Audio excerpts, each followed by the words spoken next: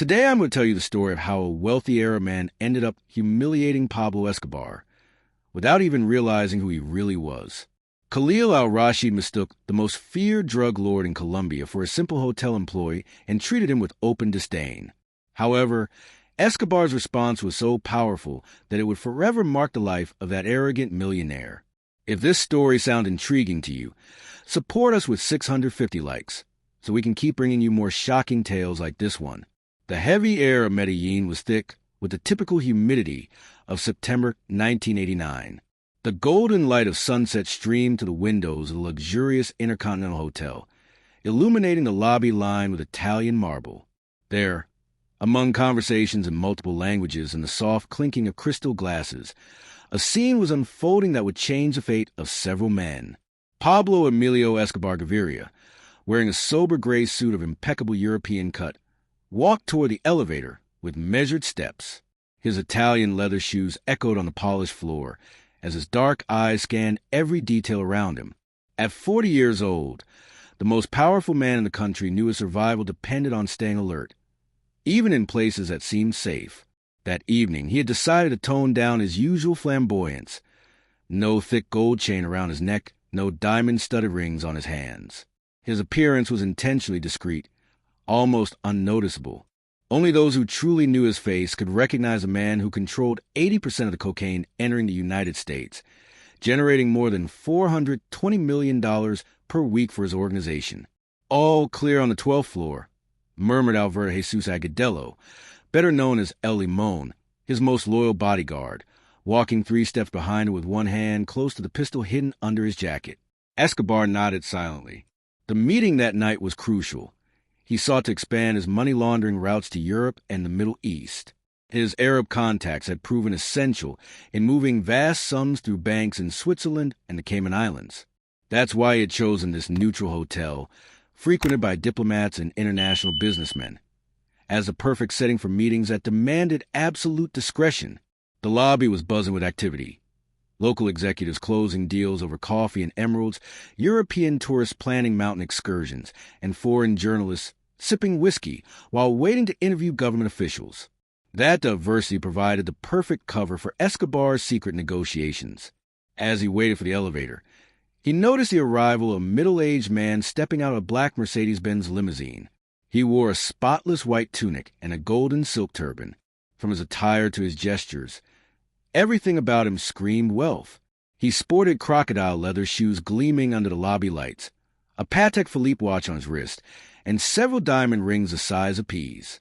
Khalil al-Rashid had landed in Colombia 3 days earlier from Dubai to explore investments in the growing emerald trade.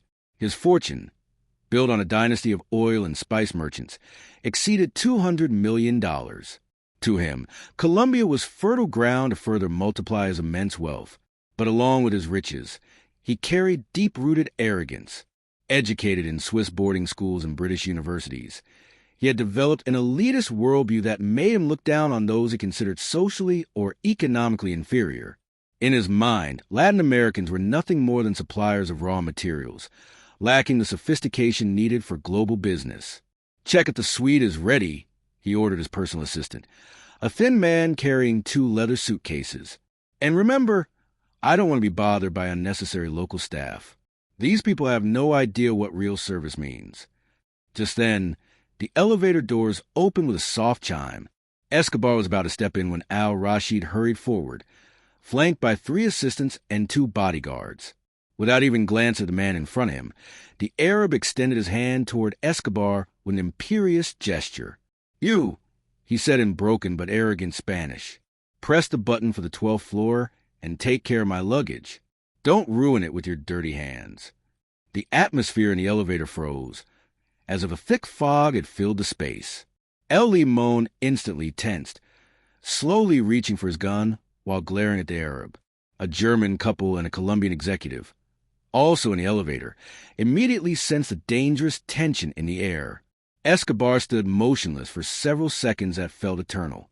His eyes turned to stone, and a cold smile crept across his lips. It was the same expression that often preceded someone's death, a calm gesture hiding a violent storm within. "Excuse me," he murmured in a low but dangerous tone. turning slowly toward the Arab.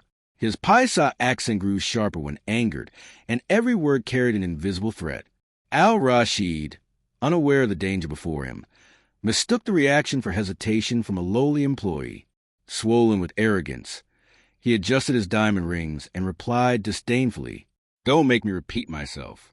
Press 12 and help with the bags." Or, "Do you not understand Spanish?"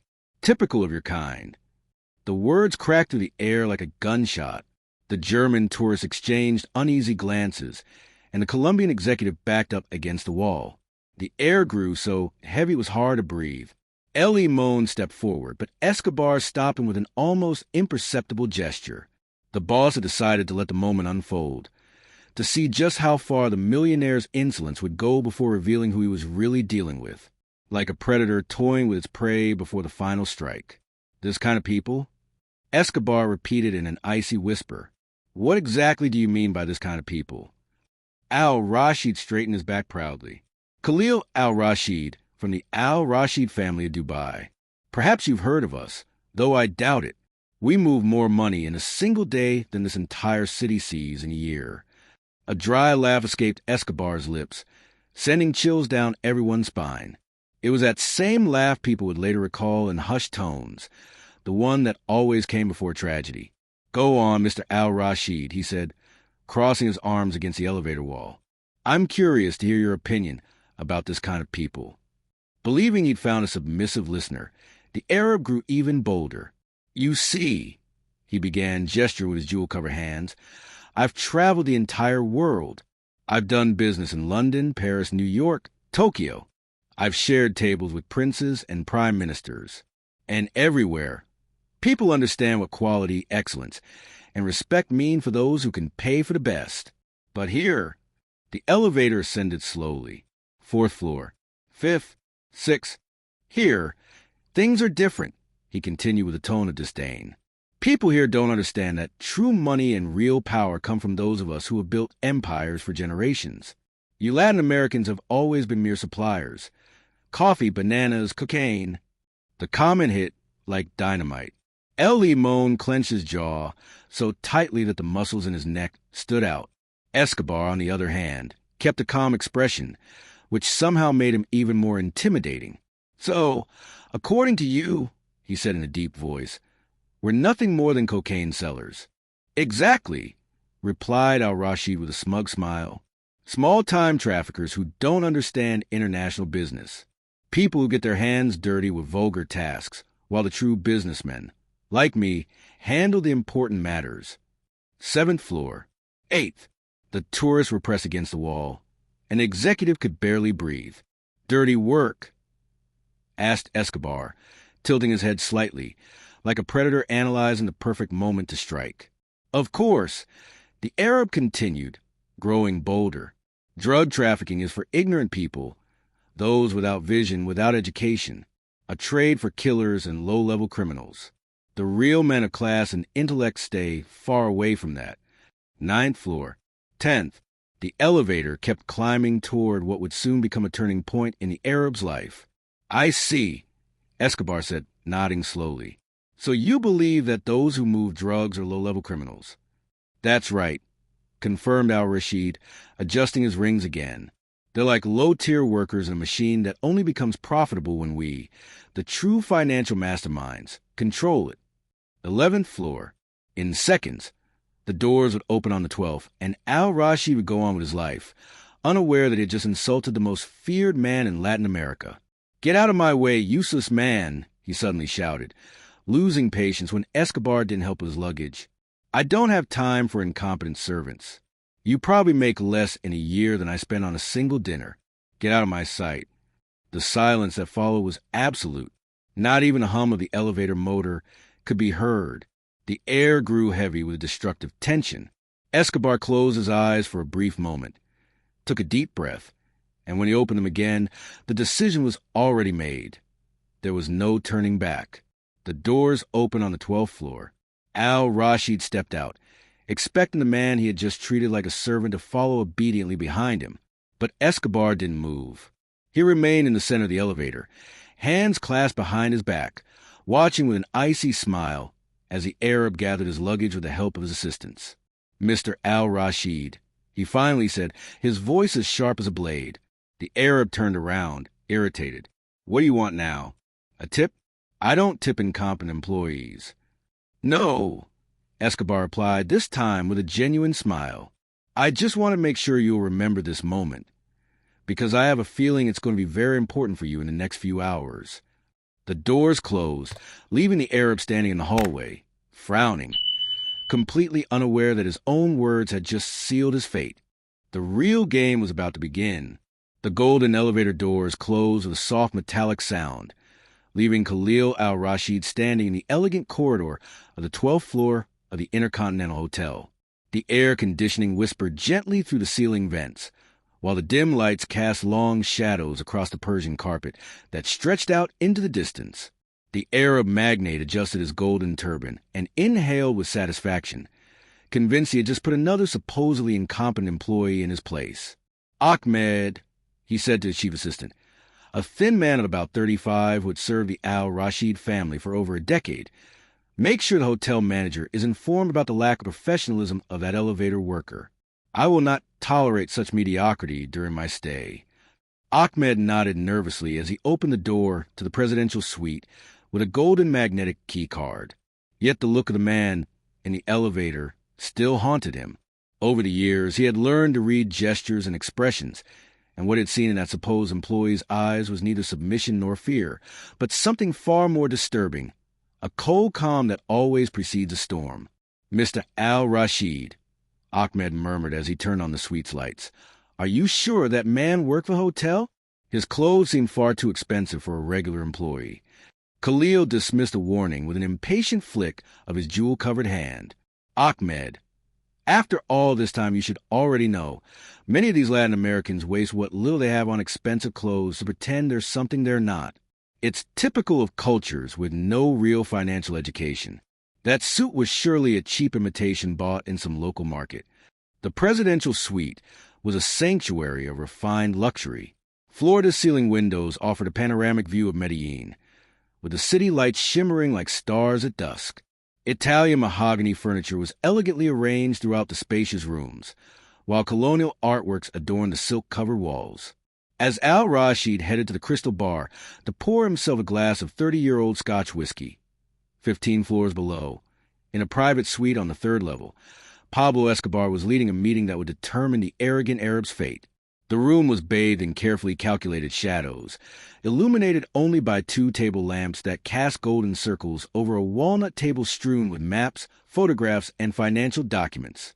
The aroma of freshly brewed coffee mingled with the thick smoke of imported cigarettes, creating an atmosphere heavy with conspiracy. "Patron," said Carlos Mario Alzate, known as El Rate, one of his most trusted lieutenants, crushing a cigarette in a crystal ashtray. "We have the full report on the Arab. Khalil al-Rashid, 42 years old, heir to an oil fortune with around $200 million. He arrived 3 days ago looking to invest in the emerald business."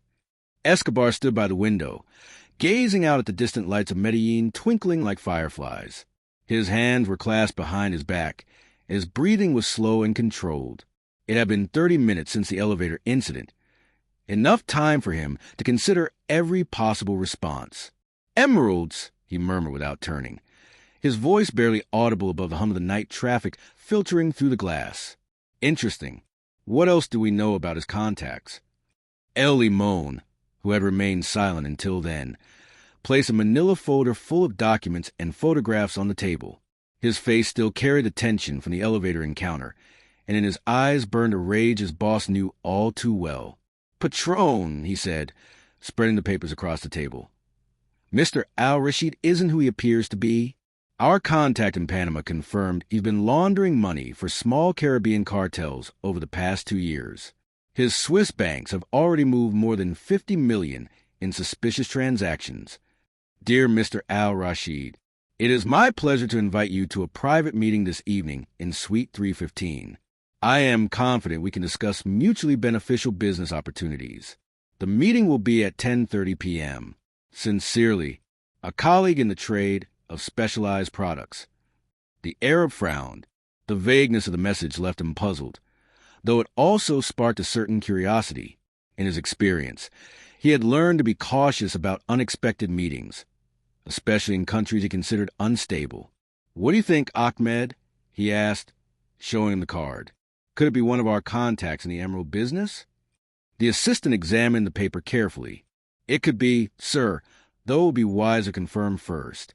I could ask at the reception if they know anything about this supposed colleague." But al-Rashid's pride made him dismiss the idea. In his mind, he was untouchable, a billionaire heir protected by his wealth and connections. What could possibly happen to him in a luxury hotel in the heart of Medellin? "No," he concluded, tossing the invitation onto the crystal table. "We'll go.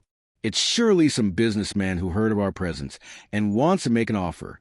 It's common here for them to be a bit theatrical." It was 10:15 p.m. when he left the suite, accompanied by Ahmed. He wore a black Armani suit, a white silk shirt, and an Hermes tie. His fingers glittered with several of his most ostentatious rings. He wanted to make it clear he was a man of power. The corridor on the third floor was dimly lit, illuminated only by wall lamps casting golden circles every few meters. The Persian carpet muffled their footsteps, creating a sepulchral silence that contrasted with the distant murmur of the lobby 15 floors below. Suite 315 was at the end of the hallway, in a secluded corner that offered privacy. Al-Rashid knocked gently, expecting to find a local investor eager to impress him. The door opened slowly, revealing a dark room lit only by a desk lamp that cast a golden cone of light in the center. In the shadows, the silhouette of a man seated in a leather chair could be seen.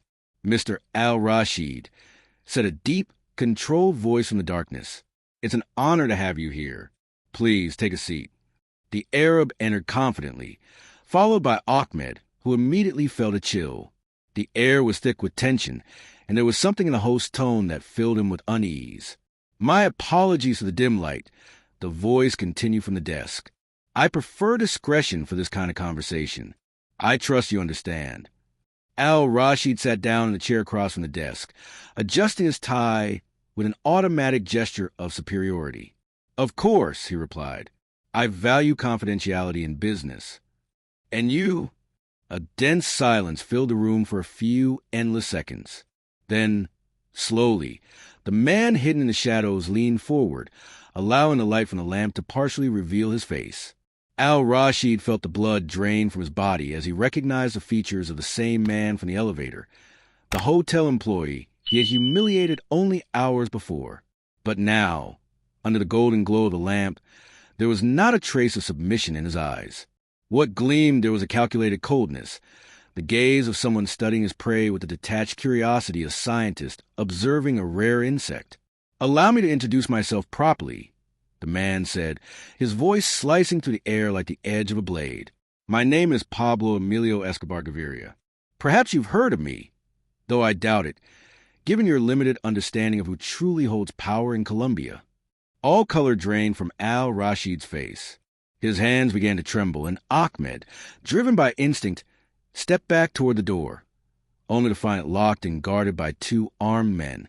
"Mr. Escobar," Al-Rashid stammered, his arrogance evaporating like mist under the sun. "I know. If I had known who you were, I would have treated you with the utmost respect." Escobar interrupted him with a smile devoid of warmth. "You would have treated me as an equal, instead of as a mere employee. What an interesting business philosophy you have, Mr. Al-Rashid." The trap had closed completely, and Khalil now understood, with a knot tightening in his stomach, that his pride had led him straight into the lion's den, the most dangerous man in Latin America. The real lesson was only about to begin. If this story has captivated you as much as it has captivated us while telling it, it would be an honor to have you join our community on the channel. The confrontation between Al-Rashid and Pablo Escobar is only beginning, and what comes next will mark the before and after for both of them. If you want to experience every moment of this epic clash, subscribe and turn on the notification bell.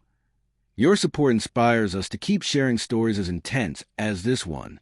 Now, let's discover what awaits the arrogant millionaire at the hands of the most feared man in Colombia. The atmosphere in Suite 315 had grown so dense it seemed to materialize, heavy with suffocating tension that would have crushed anyone but Escobar. Shadows twisted on the walls like restless spirits, projected by the single lamp that bathed the scene in a harsh, yellowish glow. Khalil al-Rashid sat frozen in his chair, beads of sweat running down his forehead despite the air conditioner humming softly above.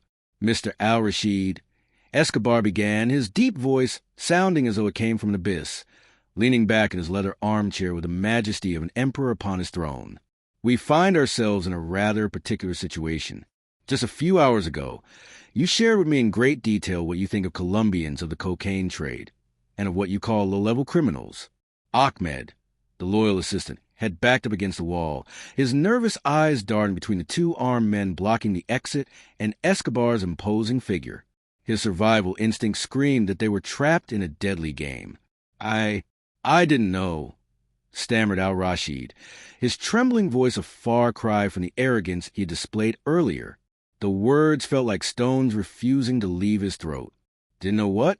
asked Escobar, leaning forward, his dark eyes burning with intensity that seemed to pierce the soul. "I didn't know that you control 80% of the cocaine entering the United States. I didn't know that your organization moves over $420 million a week. Or perhaps I didn't know that my own banks in Dubai have laundered more than $50 million of your money in the past 2 years." The blow of reality struck al-Rashid like a hammer. His eyes widened as he realized he hadn't just insulted the wrong man. He had been profiting for years from his criminal empire. Escobar rose slowly, with feline, calculated movements, and approached the side table where a bottle of 30-year-old Scotch whiskey rested, the same brand al-Rashid had enjoyed in his own suite just hours before. The irony amused him. "You know what fascinates me most about all this, Mr. al-Rashid?" Escobar said, pouring 2 glasses, the golden liquid shimmering like molten gold under the light. "The hypocrisy. You despise those who produce and distribute cocaine, yet you don't hesitate to amass fortunes by laundering the money they generate." Al-Rashid tried to respond, but only a choked sound escaped him, swallowed by the heavy silence in the room. His world was crumbling, each revelation from Escobar peeling away another layer of the respectable facade he had built around his so-called legitimate empire. "Let me tell you a story," Escobar continued, picking up the 2 glasses and returning to his seat. He placed one in front of al-Rashid and kept the other in his hand. 5 years ago, an Italian businessman very much like you came to Colombia. He thought we were ignorant people, easy to manipulate. Would you like to know where he is now?" Al-Rashid shook his head, unable to utter a word. His hands trembled so violently that he didn't dare touch the glass. "He's at the bottom of the Magdalena River," Escobar replied with a smile that could freeze blood, along with his arrogance and his prejudice. "Because, you see, in my world there's a simple rule. Respect is earned, but disrespect is paid for." At that moment, El Limon entered silently, carrying a manila folder that he placed on the desk. Escobar opened it calmly, revealing photographs, bank documents, and financial records that made al-Rashid's face turn even paler. "We have some rather interesting material here," Escobar remarked, holding up a photo for the Arab to see. "This image was taken on your private yacht, in international waters near the Bahamas, 6 months ago. Do you recognize the men beside you?" Al-Rashid felt a knot tighten in his stomach. The photo was irrefutable evidence. It showed him negotiating with Jamaican traffickers, their faces captured with such clarity that there was no room for doubt. "And this one," Escobar continued, showing another document, "corresponds to a transfer of $30 million from your Swiss account to shell accounts in the Cayman Islands. Money that came from 2 tons of Colombian cocaine." My cocaine! Each piece of evidence Escobar presented was another nail in al-Rashid's coffin. The proof was overwhelming, undeniable, exposing his direct involvement in a large-scale money laundering scheme tied to the drug trade. "And now," Escobar said, snapping the folder shut with a sharp sound that echoed like a gunshot, "we come to the most important part of our conversation. You owe me an apology, Mr. al-Rashid. A sincere apology for mistaking me for a hotel employee and for making such ignorant remarks about my business. The real problem is failing to recognize the magnitude of one's mistakes and not correcting them in time. Ignorance can be forgiven. Arrogance cannot." Al-Rashid nodded weakly, aware that each of Escobar's words struck directly at his pride and presumed superiority. Escobar took the glass of whiskey, swirled it gently, watching the amber gleam in the light, and added, "You came to Colombia believing you could dictate the rules, that you could buy respect with money. But in this world, Mr. Al-Rashid, respect is not bought, it's earned. And when it's lost, it's paid for with something far more valuable than bills: life." The Arab swallowed hard, breathing with difficulty, the sound echoing in the room's silence. Ahmed, propped against the wall, didn't even dare blink. The air had grown thick, as if the very sweet were waiting for Escobar's verdict. The capo smiled again, an expression heavy with irony. "But today I'm feeling generous," he finally said, breaking the tension like an executioner who deliberately delays the sentence. "I will not kill you, yet I have plans for you, Mr. Al-Rashid. And believe me, you will wish you had acted faster." With a snap of his fingers, one of the armed men stepped forward and placed a second folder on the table. Escobar opened it carefully, revealing contracts, bank accounts, and the names of shell companies tied to Al-Rashid's dealings in the Middle East.